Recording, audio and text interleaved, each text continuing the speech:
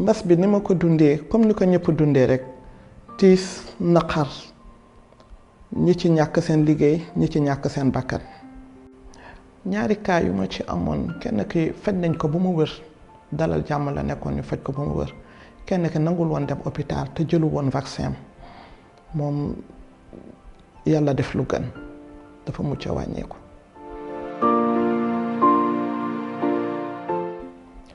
waaw sama proche bu ma père de cas communautaire la dafa doon bañ ko waxee dafa doon faju wolof nangul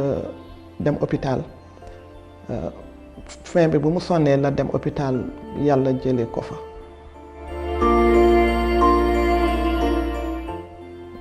ay 10-12 jours yooyu parce que moom ca bu mu demee hôpital buñ ko waxee dafa nekk ca kër ga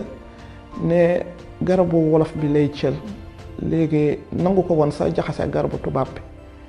léegi ci la nekk bu mu affaiblir bu baax bañ koy yóbbaat daal bu mu demee yàggatu fa yàlla def lu gën. conseil yu ma mën a joxe en tant que acteur communautaire mooy vaccination nañ dem vacciner wu ci vaccination bi rek moo fi mën a jëlee feebar yi fi nekkoon yépp vaccination moo leen fi jëlee feebaru xale yi ay ngas yooyu yëpp déggatuñu ko fi parce que vaccination bi daf fee ne dañ leen di vacciner